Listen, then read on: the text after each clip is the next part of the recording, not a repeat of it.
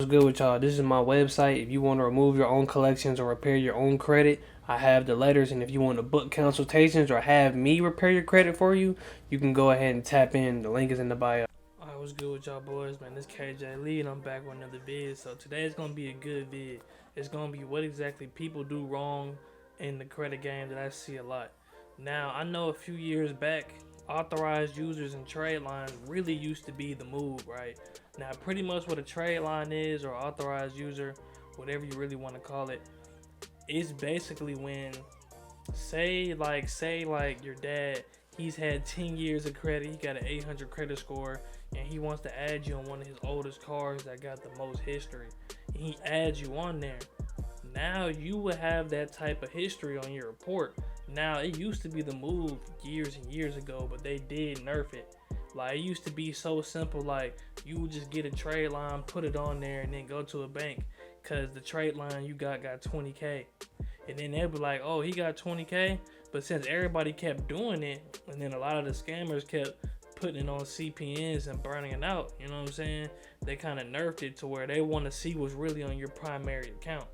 Now, I say this because a lot of people, I see it all the time in comments and everywhere, people, their score will be like a 620, 650, and they're in the chats everywhere, they looking everywhere, trying to look for authorized users and trade line vendors and stuff like that. I'm like, look, the main problem that y'all are doing with trade lines is y'all are trying to rely on it. The trade line does not fix bad credit.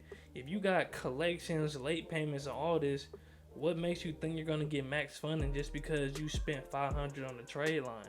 You know what I'm saying? Like, that's not gonna help you. You need to focus on your primary account, on your main account. Like, you just going to go get a trade line and put it on a messed up bad profile, that's not going to save you. Like, you're gonna have to do your work, you're gonna have to do your credit repair, your due diligence, and try to get that fixed. And I just see a lot of that in the credit game. A lot of people just sitting here trying to take all these shortcuts. There is no shortcuts to the credit game. I'm sorry, it's not.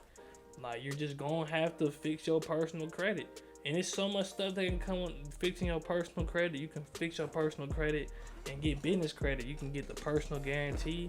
And then, you know what I'm saying, you can use the personal guarantee credit to go ahead and get you a business, get some money flowing, and you can get the business, you can get credit from the business after getting your payday score up. So then you can just get credit on the business side and literally nowhere near your personal. But people just don't want to do the due diligence. People trying to find shortcuts in everything in life.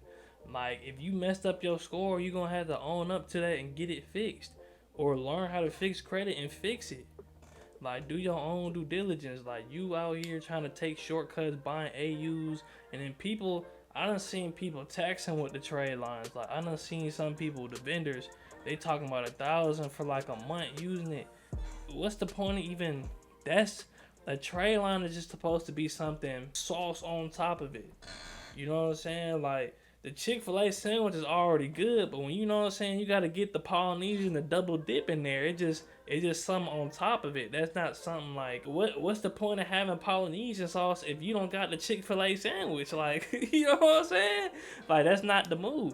So that's what I feel like people are doing wrong with trade lines. Like, you trying to go over there and then spend 500, 1,000 to get the biggest trade line possible when your credit is like in the 600s. You got late payments, you got collections, you got all this stuff on your credit, and you over here trying to look for trade lines. Like, no, you need to be looking for dispute letters. Like, you know what I'm saying? Credit repair.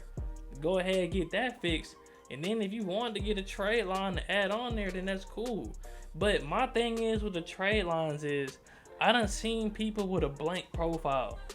Like, pretty much kind of blank profile. Like, they don't got no trade lines on there. And they done went to an institution like Navy Fed and got 20K. That's why I'm like, man, you know what I'm saying? If you just mess with institutions and you build relationships with them, why are you spending all this money on trade lines? Like, this is not the years ago. Like, they nerfed that. Now, some people do that with CPNs or whatever. Maybe that might help with CPNs. I don't do CPNs.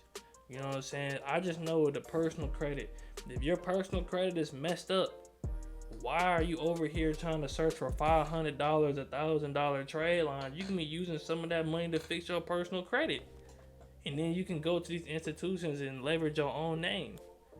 Like your name will be good with the banks. So I just wanted to make this video because I see a lot of people doing wrong with the credit game, doing wrong, like just trying to go get trade lines and their credit is messed up. Like that trade line is not gonna save you. But that was the end of this vid, and I hope y'all enjoy it, man. I'm out.